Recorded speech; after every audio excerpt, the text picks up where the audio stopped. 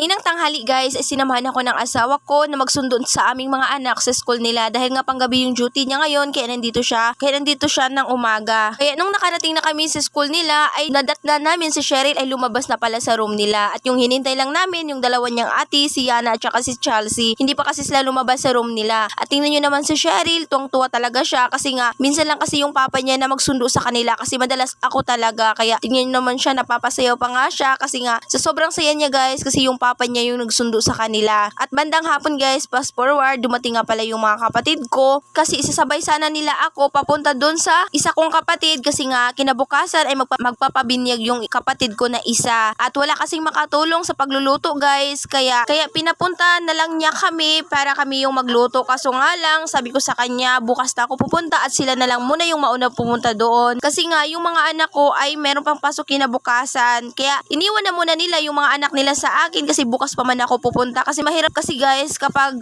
magdadala ng mga bata papunta doon sa bahay ng kapatid ko na magpapabinyag dahil nga medyo malayo din kasi sa kanila guys at sasakay pa ng motor na habal-habal. Kaya mahirap guys kapag merong dalang bata. At bandang hapon naman ay nagluto na yung asawa ko ng mauulam namin at siya na muna yung nagluto guys dahil nga marami pa akong labahan. Ayan, tingnan nyo naman yung labahan ko guys. Ang dami pa talaga kaya siya na muna yung nagluto para matapos na ako kasi nga gabi na. Pagabi na kasi guys. At ayan na nga, nung tapos na nga kaming kumain guys ng panghapunan, ayun yung mga anak namin ay naglalaro na sila. Minsan lang kasi guys makapasyal yung minsan lang kasi sila magkita guys ng mga pinsan nila. Kaya ayan, tuwang-tuwa talaga sila guys. Wala kasi silang ibang kalaro dito sa bahay guys. Kasi hindi ko nga sila pinapalabas talaga. Makakalabas lang yan sila kapag pasukan na. Pero kapag walang pasok guys ay nandito lang talaga sila sa loob ng bahay at sila lang yan ang naglalaro. At mabuti na lang at nandito nga yung mga pinsan nila at ayan na nga nakapaglaro na nga sila. At kahit gabi na yan guys, hindi pa talaga sila natutulog dahil nga maglalaro pa sila kasi kinabukasan nito ay may pasok yung mga anak ko sa school at yung mga pinsan naman nila ay uuwi din to kasi kinabukasan.